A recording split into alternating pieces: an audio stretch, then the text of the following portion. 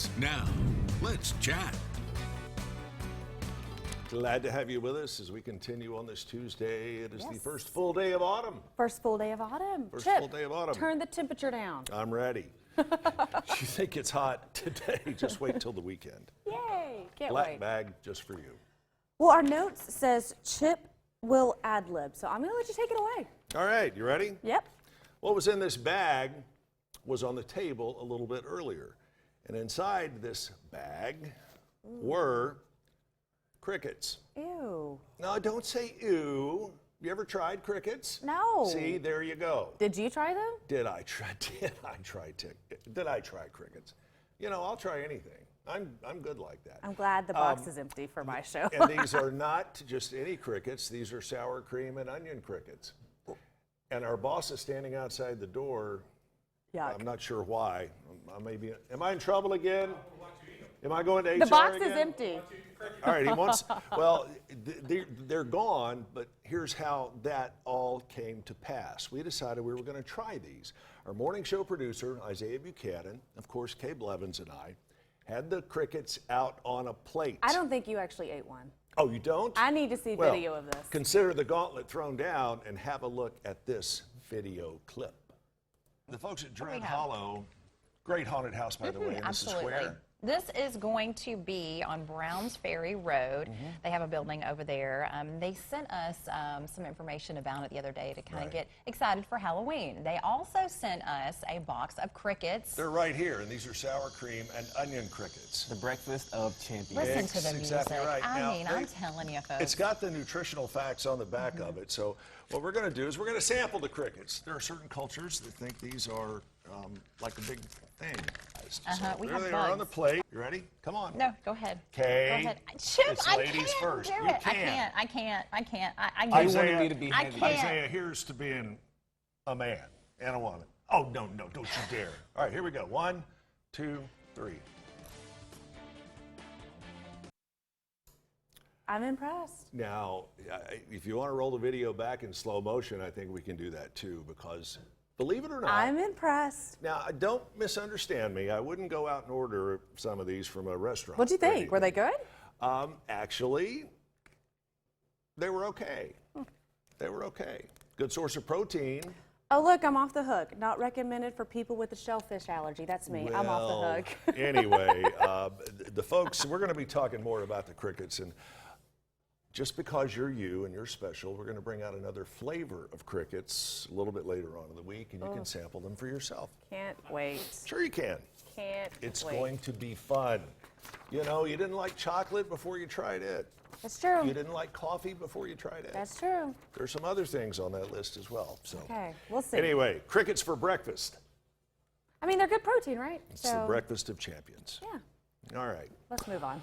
On to our next story. And yeah, this table talk segment ranks right up there with really strange stories. I mean, we try to be entertaining, so we're Really? bringing you some weird stories. Strange stories. Meet Casper. Casper is a camel. He's 6 feet 3 inches tall and weighs 600 pounds. Now, imagine Mr. Casper sitting on top of you. Yep. That's ironically what happened to a woman last week. And guess what happened next? Well, she had to make him get up somehow, because obviously that wouldn't be very comfortable. Chip, No, how it did would she not. make him get up? Well, you have the script. You tell me. I can't say it. Yes, you I can. can't Go say ahead. it. She had to bite the camel. In a certain area. We'll leave it to your imagination as to where she bit the camel. And yes, you're right. Yes. That's where she Your mind's not in the gutter. That's where it bit went. the camel. But apparently it worked. Now, the setup for this is the woman and her husband stopped at a truck stop in Louisiana, where Casper is the main attraction. Problem number one. At Why a is truck a camel at a truck stop? Yeah, well, there is issue number one. Their little dog got out and into the containment area where Casper was being kept.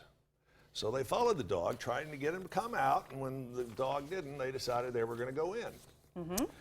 That's when Casper got spooked and thought to the woman, "I'll show you." So she sat on him. the Ironically. camel sat on the lady. I'm sorry. Ironically, the couple got tickets for trespassing on the police. The woman had to be hospitalized, as you would expect, with a 600-pound animal sitting can't. on her. But Casper's doing okay. I can't handle this. I can't. Oh, it gets even weirder.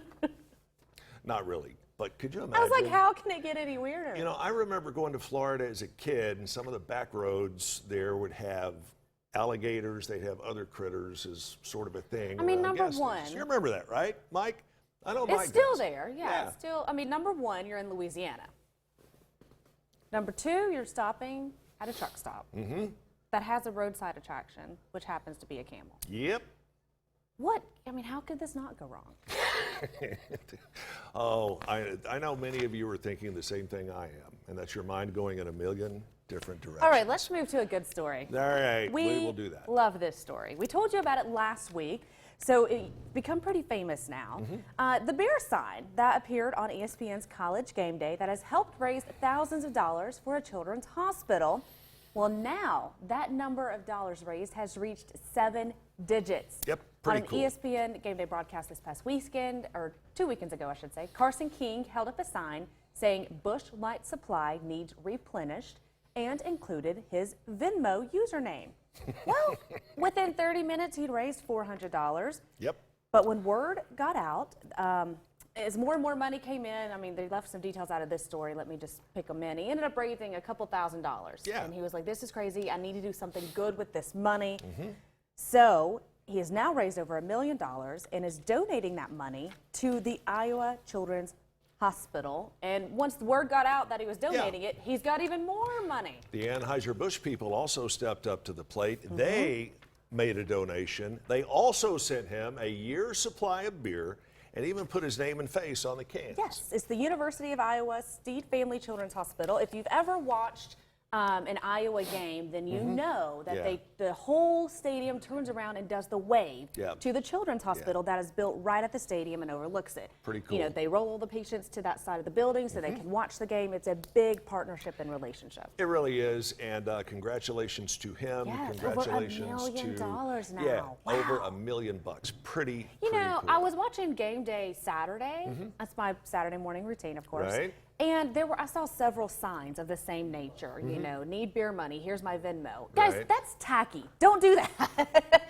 You heard how much money this guy made. You want to make your own. Stop. Let him have There it. you go. All right.